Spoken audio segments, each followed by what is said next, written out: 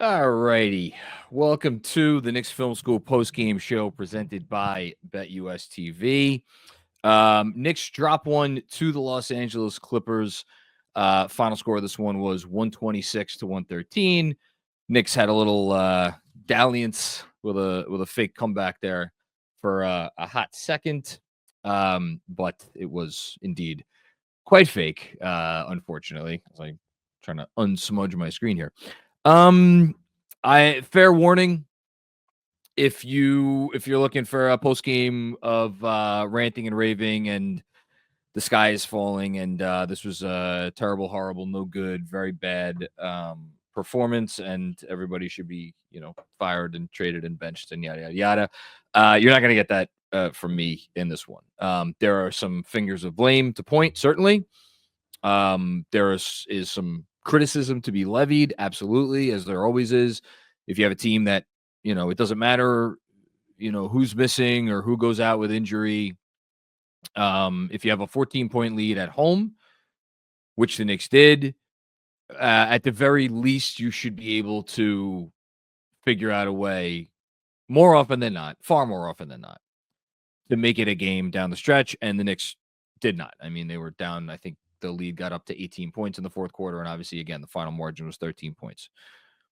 All that being said, let's go through a couple things as to why, for me, this loss is not going to be something that is going to keep me up at night. Number one, I think, number one by far, and this is not something we tend to focus on here on post-game shows. It's not something anytime you get any team-centric person like me talking about a game, you don't usually get this kind of stuff, but I feel inclined to tip my cap to the Los Angeles Clippers, who are playing extraordinarily good ball. Kawhi Leonard, he actually wasn't even all that efficient tonight, I don't think. I'll look up his box score right now. 10 of 18 for 27 points. So I lied. 27 points on 18 shots, 10 rebounds, 7 assists. So yeah, decent game for Kawhi Leonard. What I was going to say is he's been playing as well as pretty much any player in the league over the last couple weeks.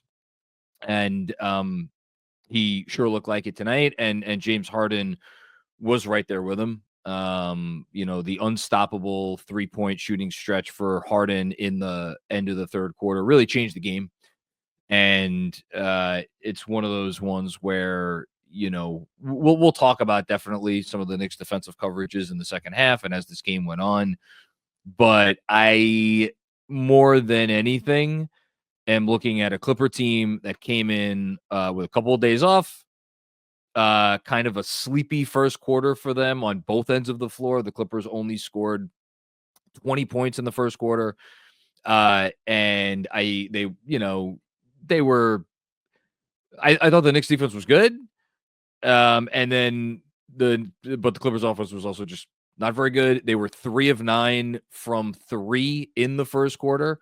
And then this is the other part where you kind of, again, just have to tip your cap. For the rest of the game, the Clippers went 13 of 21 from behind the arc. That is a pretty good number. When a team shoots about 60% from behind the 3-point arc over the last 3 quarters, odds are they're going to fare well in the game. And the Clippers obviously fared well in this game. So, when their quote unquote non-shooters were hitting threes, when they are going like this and they're a bear to deal with. And I would not, if I was a Western Conference team, be looking forward to playing them anytime soon. So that's the first thing. Mentioned the Clips that came in on 2 days off, took them a while to get going. The Knicks obviously played last night. And I think as you see a lot of times with teams on the first night of a back-to-back, you'll get that nice burst out of the gate. And for the second night in a row, we got one of the best passing quarters of the season for the Knicks.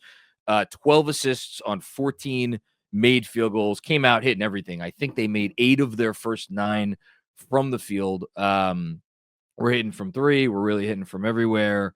But after those 12 first quarter assists, for the rest of the game, the Knicks only had, they ended with 35. So the rest of the game, they only had 23 assists. So they were on a 48 assist pace after the first quarter, ended up with only 35. I think that was indicative of a few things. Again, second night of a back-to-back, you saw their, effort, energy, whatever you want to call it, start to dissipate. I think that manifested itself more on the defensive end of the floor than the offensive end. But I think on offense too, you maybe saw some tired legs. And also the Clippers defense, again, give credit where credit is due, just ramped up.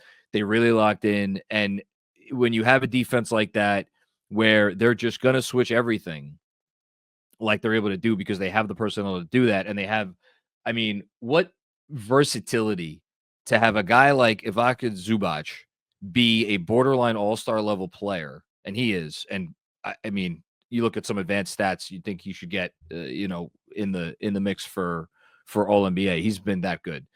And then to just take him off the floor and have a completely different look and almost not skip a beat. And the fact that they could go to these different looks, and oh my God, the Lakers, I think, just beat the Pacers on a last second LeBron James tip-in. This one's going to get reviewed. I'll keep you updated on that. Anyway, the fact that you could just have a completely different look by taking Zubac off the floor and be so much stronger in some ways, testament to their team that they've built a really impressive roster. Anyway, I digress. Nobody wants to hear about how good the Clippers are. I know. But yeah, they were making life really difficult on the Knicks. And I think it was a combination of, as the game went on, Towns, again, focusing on the offense. He's like, all right, well, they're going to put small guys on me. I guess I got to take advantage of that. And the Clippers were absolutely swarming. And what is a Towns bugaboo? A Towns bugaboo is when he is heading towards the basket, when he is, whether most of the time it's facing up, because he doesn't back down that much. But even when he backs down, not the best passer in those situations. His passing comes from top of the arc. So when you have a defense like the Clippers who is capable of swarming, and my God, are they capable of swarming? Those are oftentimes troublesome situations for Karl-Anthony Towns.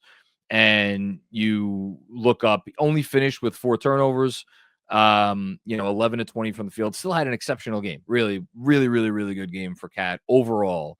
But if you're looking for reasons why the Knicks offense started to kind of grind to a halt, I think that was a big part of it. And obviously, I'm burying the lead because the Knicks are just, at this point, probably one injury too many for them to be able to hang with a team that good and that was performing that well and that was firing on all of their cylinders. And yes, we have confirmation. LeBron James tip-in does count. So if you care about retaining the 3 seed, the Knicks maintain a 3-game lead over the Indiana Pacers. Thanks to that. Thanks, LeBron.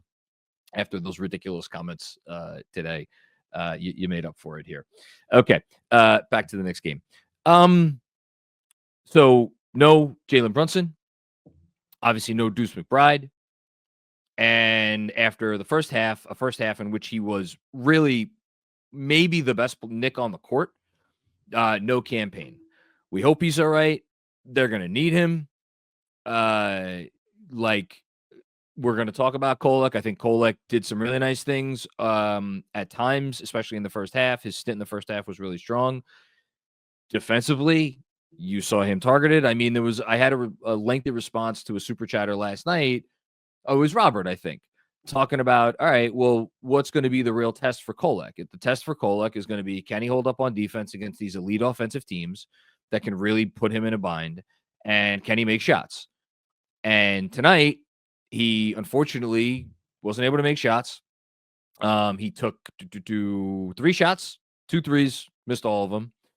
And defensively, I mean, he was just being targeted again and again and again. And that's probably the story of the game in terms of where the game turned in the third quarter, because once Payne went out, because Payne, again, nobody wants to talk about Cam Payne's defense because it's not sexy, it's not exciting, but it's really good and it's effective. And it's a massive part of why, if you look at his plus minus and you look at his minutes and you look at why so many of the lineups with Cam Payne, along with, other bench players and Towns have succeeded this year, it's because they defend. And Cam Payne's defense is a big part of that. He's a pain, no pun intended, he's a pain in the ass. Kolek is not that. And you saw the Clippers really mercifully go at Kolek again and again and again and again. And it just, it led to, converging on ball handlers in an effort to, keep Kolek out of inopportune situations. Kolek is not the hedge and recover guy that Campaign is. So that led to a lot of open threes. It was a trickle down effect, and it was a little bit rough. So, you were down to Kolek without Campaign. And I think even more than that, this game, I know there's been a lot of games you could probably say this about. I thought as much as any game this year, this really, really, really exposed the Knicks' lack of depth.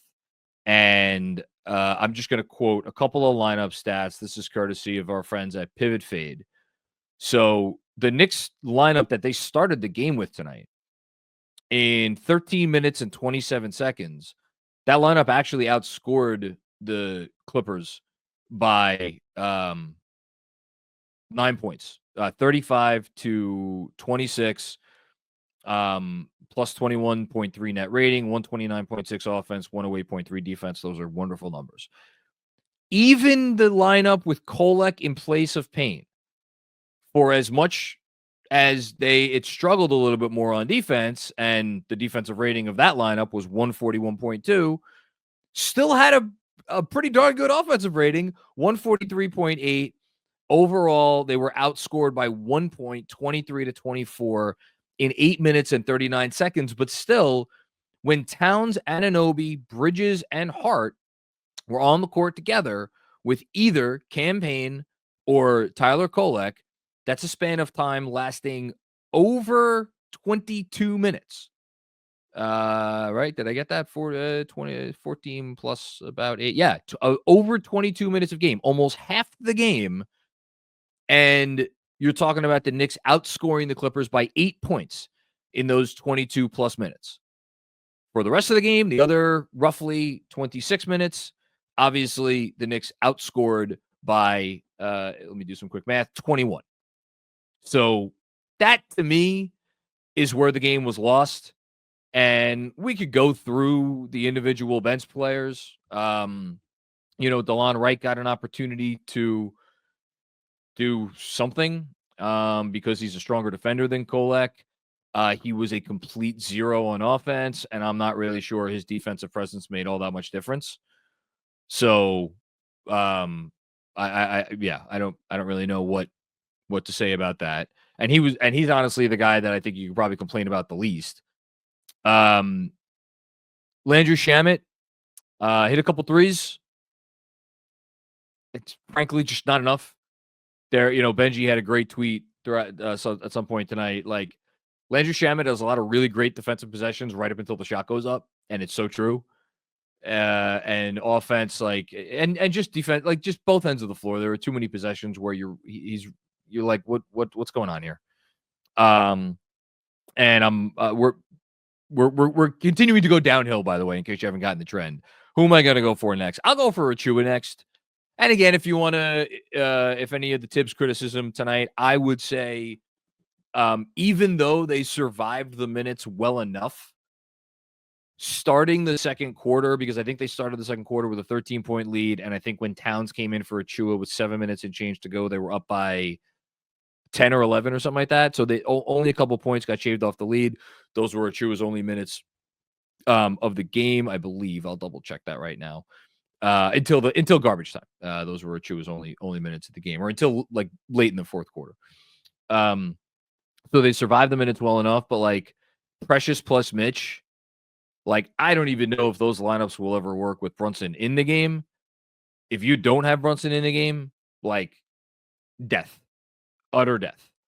So you want to get on Tibbs. I think that's probably the most obvious place to get on Tibbs. And he actually had Hart in there to start the second quarter, and he picked up his third foul, so he didn't get out. But the intention was there, and that's not a good intention. There are ways to finagle these minutes so that you don't have all these non-shooters out there at the same time. But again, you look at the total minutes, you see he's trying to buy time. Anytime you're trying to, borrow from Peter to pay Paul, there's another trade-off to be made somewhere.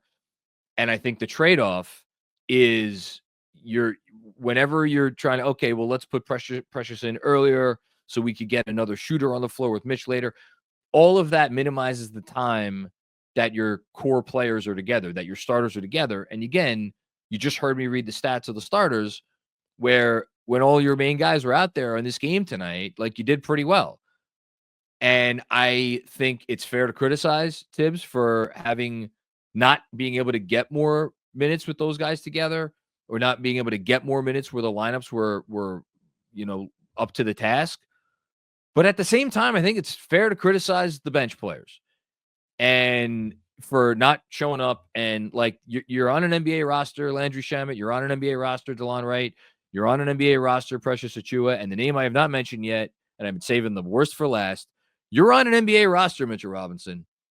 And there's no question that he should, Precious, Landry, DeLon Wright, there's questions about whether those guys should be rotation players, certainly at this point. There's no question about whether Mitchell Robinson should be on a roster at this point. He's supposed to be a valuable part of the Knicks. And to his credit, since he's come back, he has been a very valuable part of the Knicks. He's been really good for the most part. Not his best game in the last one that he played against the Hornets, but we were willing to look past that one. I understand it was certainly not Mitch's choice to sit out yesterday so he could be more rested for today. I get that. I'm not putting that on him. But man, if you're sitting out a game, or you get the luxury of sitting out a game so you could be ready to go the next night, you got to be ready to go, man. And that was a zero. That was a nothing burger performance. That was a non-entity Mitchell Robinson performance. And I don't want to put it all on him, but boy, oh boy, if there was ever a game that could have used a real spark off the bench in the form of some offensive rebounding, for starters, some real activity down low and in the pick and roll on the defensive end, literally anything. Instead, we got Mitchell Robinson, 13 minutes, 0 offensive rebounds, 0 shot attempts, 2 rebounds overall, 1 assist. He was a minus 22 minutes, or minus 22 in those 13 minutes. Landry Shamet was a minus 29 in his 19 minutes. I'm not sure, frankly, which was worse. I mean, Mitch being minus 22 in 13 minutes. Here's the thing. I don't think it was a misnomer. I don't think that negative plus minus is unfair, an unfair representation of his play and his effort tonight, because there was none. And this is not a loss you put on one guy, obviously. Although if you wanted to be ungenerous, you could certainly look at the fact that this was a 48-minute basketball game, and in the other 33 math, love me some math. And in the other 35 minutes that the Knicks played, they outscored the Clippers by 9 when Mitchell Robinson wasn't on the court. If you wanted to be ungenerous, you could say that. I guess I just did. But yeah, the lack of depth was extreme. Again, there's injuries. But, and this has been a conversation going back to the summer when they made the moves that they did and they hamstrung themselves in the way that they did. And we said it then. We said it then that it was probably going to take until not only the trade deadline, but an additional transaction cycle until this summer for them to really put some reinforcements on this roster and make the roster as deep as it needed to be. And I think that came to fruition tonight. That's my big takeaway. Just ran out of bodies and ran out of legs with energy. All that said, I thought I was encouraged by the effort they came out with. I was encouraged by the mentality to start the game, and honestly, the mentality for pretty much most of the game. I thought they came out prepared to win. I thought they came out with a great game plan. I thought they executed that game plan in large part. And you gave a team, a really, really good team, all it could handle for about 34 minutes on the second night of a back-to-back. And then things got away from you. Again, not losing sleep over this one.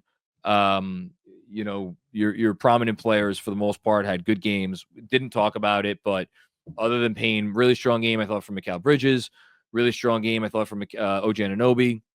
Really strong game with those couple of caveats aside for Karl-Anthony Towns. Josh Hart, I thought he started off really well. I agreed with James Edwards' tweet in the first quarter that Hart was probably their best player. It was really downhill from there from Hart. But again, you want to give him a tired legs excuse. It's up to you. But not enough. Just not enough. And the Clippers had more than enough. So you go back, you rest up, get ready for a game on Friday. You were on the short end of the injury situation tonight. You might be on the positive end of the injury situation on Friday. Dame is not going to play in that game. We'll see if Giannis is able to give it a go. He missed tonight's game, I believe, or he is going to miss tonight's game because of a foot issue. So we'll see if he plays on Friday. Either way, that should be a good game. And the Knicks' next opportunity, I believe, to clinch a playoff berth. I don't know if there's anything that could happen between now and then in which a playoff berth could be clinched for them without them winning. But we will, we will see. So, yeah. Happy to talk about whatever you guys want tonight. I'm sure there's going to be some complaints. I hope it's not too harsh. Again, I think there was a lot of, or some positives to take from this game, and the negatives to take away from this game were at least more understandable, or if not understandable, not something that anybody should be, to use my term again, losing sleep over.